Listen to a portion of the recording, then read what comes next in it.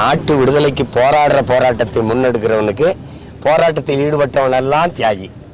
சாராய ஆலை நடத்துறவருக்கு சாராயத்தை நல்லா வித்து கொடுக்குறவனெல்லாம் தியாகி. இப்போ இதில் போய் நீங்கள் என்ன செய்கிறீங்களோ அதில் தான் திருடுறவன் நல்லா திருடி கொண்டாந்தா அருமைடா அருமைடா அருமையான தளபதிடாம்பா அப்படிதானே இதெல்லாம் ஒரு கேள்வியா? உங்களுக்கு தெரிஞ்சுக்கிட்டே பதில தெரிஞ்சுக்கிட்டே இந்த கேள்வியை கூடாது.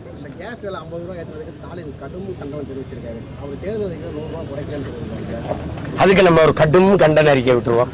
நீங்க குறைக்கிறேன்ட்டு குறைக்கல.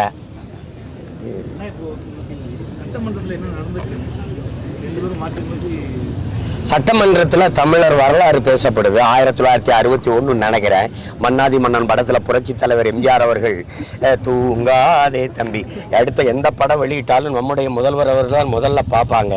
அவங்க படம் வெளியிட்டோன்னே நம்ம முதல்வருக்கு தான் ஃபோன் அடித்து படம் எப்படி இருக்குது தம்பின்னு கேட்பாங்க. ஏன்னா எம்ஜிஆர் ஜெயலலிதா 2 பேரும் உயிரோடு இல்லை. என்னத்தை வேணாலும் பேசலாம். இதை கேட்குற நிலைமையில நம்மளும் இல்லை. இப்படிப்பட்ட ஆள்களையெல்லாம் என்ன பண்ண சொல்றீங்க? இதுதான் பேசப்படுது. மக்கள் பிரச்சனை எங்க பேசப்படுது? நம்மளும் ரசிச்சுட்டு தானே கச்சத்தீவு மீட்க ஒரு தீர்மானம் வந்தா அதை பேசுறோம். நீட்டு தீர்வுக்கு எதிராக ஒரு தீர்மானம் வந்தா அதை பேசுறோம்.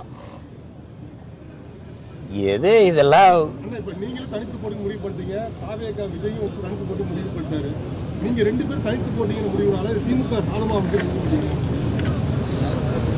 நீங்க எல்லாருமே ஒண்ணு நினைக்கிறீங்க. ஆட்சி மாறணும் அப்படின்னா நானோ நீங்களோ என் தம்பி விஜயோ அல்லது ஏடிஎம்கேயோ பாரதிய ஜனதாவோ மற்றவங்களோ நினைச்சில்ல. ஒவ்வொரு மக்களும், இந்த மண்ணின் குடிமக்கள், இந்த நாட்டு மக்கள் ஒவ்வொருத்தரும் நினைக்கணும். மக்களின் மனத்திலிருந்து மாற்றத்துக்கான சிந்தனை வரணும். கட்சிகள் கூடி கூட்டணி சேர்ந்து தலைவர்கள் சேர்ந்து மாற்றத்தை உருவாக்கிடுவாங்க, அது நிகழ்ந்துரும் நினைக்கூடாது. மக்களின் ஆற்றல் தான் மகத்தானது. மக்கள் நினைக்கணும் இந்த ஆட்சி கூடாதுன்ட்டு. அப்ப யார் வந்தா சரியா இருக்கணுங்கிறத அவங்க தான் முடிவெடுக்கணும். இது சரியில்லை என்றால் எது சரியானதுங்கிற தேர்வு செய்யற உரிமை, அதற்கான வாய்ப்பு என் மக்கள் கையில தான் இருக்கு. அவங்க தான் முடிவெடுக்கணும். நீங்க என்ன நினைக்கிறீங்க? திமுக ஒரு தீமை, அதை அழிக்கிறதுக்கு இன்னொரு தீமை. உலகம் பூரா அப்படி எங்கேயுமே தத்துவம் இல்லையே. நபிகள் நாயகத்திட்ட கேட்டாலுமே தீமையை எப்படி ஒழிப்பீர்கள் செல்லவர்களேன்னு கேட்டா அவர் நன்மையை வச்சுதான் ஒழிப்பென்றார். இறைமகன் இயேசுகிட்ட கேட்டாலும் இறுதியுதர்கிட்ட கேட்டாலும் ஒரே பதில் தான். இறைமகன் இயேசா தான் சொல்றாரு, தீமையை வைத்து ஒழிக்க முடியாது, நன்மை வைத்தான் ஒழிக்கணும். நெருப்பை வைத்து அணைக்க முடியாது, தண்ணீரை வச்சு தான் அணைக்கணும். அப்படிதான் நீங்க பண்ணணும். நீங்க அதை விட்டுட்டு நோயாலே எப்படி குணப்படுத்த முடியும்? ஒரு மருந்தால குணப்படுத்த முடியும். அந்த மருந்து யார்கிட்ட இருக்கு? நான் மக்கள்கிட்ட தரு.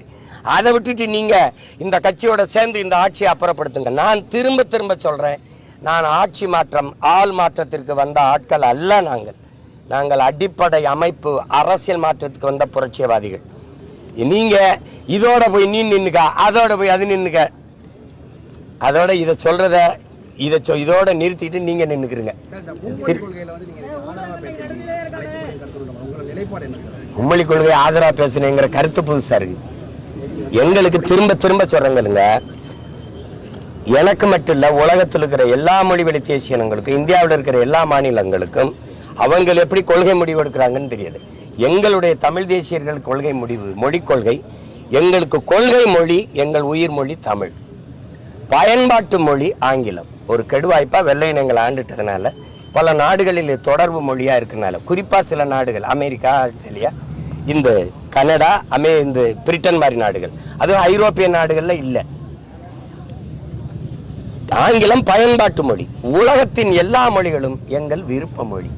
அது எந்த மொழியும் கற்போம். நீ ஹிந்தி தான் படின்னு சொல்லாத. நான் வங்காளி படிப்பேன், நான் போஜ்பூரி கூட படிப்பேன், நான் மராட்டி படிச்சுக்குவேன், ராஜஸ்தானி படிச்சுக்குவேன். அது ஏன் விருப்பம். அதனால எங்களுக்கு கொள்கை மொழி ஒரே மொழி தமிழ். உலகில் எல்லா மொழியும் விருப்ப மொழி, ஆங்கிலம் பயன்பாட்டு மொழி, கட்டாய பாடமொழி. இதான் எங்க கொள்கை நிலைப்பாடு. ஓயாம போட்டு கொலைப்பிடக்கூடாது. மும்மொழி இல்லை, எம்மொழியும் கற்போம் நாங்கள் வாழ, எம்மொழி தமிழ் கற்போம் எங்கள் இனம் வாழ. இதான் எங்கள் கொள்கை நிலைப்பாடு. வேற ஏதாவது குழப்பம் இருக்கா? ட்ரம்ப் அதை கூப்பிட்டுருக்காப்ல. நான் ஆஃப்டர் எலெக்ஷன்ல சொல்லியிருக்கேன். ஏன்னா நீங்க என்னைய சுத்தி நடக்கிற உண்மையான செய்தி எதையும் சொல்றதில்ல, நான் சொல்ற எதை உண்மையானதை போடுறதில்ல.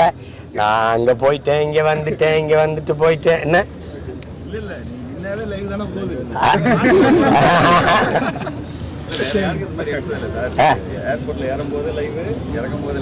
இதெல்லாம் போடுறீங்க, நான் வணங்குறேன், ரொம்ப மதிப்பு. ஆனா அந்த சாதிவாரி கணக்கெடுப்பு, சமூக நீதி, பஞ்சமர் நில மீட்புக்கு நாங்க எல்லாரும் போராடணும். என்னோட சேர்ந்து 20 கட்சி தம்பிகள் தலைவர்கள் எல்லாம் வந்தாங்க. ஒரு செய்தி கூட போடல. மின்கட்டண உயர்வுக்கும் சட்டம் ஒழுங்கு சீர்கேட்டுக்கும் ஒரு ஆர்ப்பாட்டம் பண்ணேன். ஏன்ன போராட்டம்னு கேட்கல, ஏன் போராட்டம்னு கேட்கல. அப்பதான் கொஞ்சம் வலிக்கும் பாருங்க. எந்த மக்கள் பிரச்சனைக்கு நான் நின்னாலும் கிட்ட வர மாட்டேங்கிறீங்க. தம்பி உதயநிதி துணை முதல்வர் ஆகும்போது 2 நாள் 3 நாள் பார்க்குறேன், யாராவது ஒரு கேள்வி கேட்பாங்கன்னு வர மாட்டேங்கிறீங்க. என்ன நானாதான் குறுக்க மறிச்சு இருப்பா என்னை கேள்ப்பா அப்படி சொல்ல வேண்டியது இருக்கு. அப்படிதான் சொல்ல வேண்டியது. சரி, ரொம்ப நன்றி, வணக்கம், போயிட்டு. பாதகம் செய்பவரை கண்டால் நாம் பயம் கொள்ளலாகாது பாப்பா. மோதி மிதித்து விடு பாப்பா, அவர் முகத்தில் உமிழ்ந்து விடு பாப்பா. அண்மை செய்திகளை உடனுக்குடன் தெரிந்து கொள்ள இணைந்திருங்கள் எம் நாடு தொலைக்காட்சியுடன்.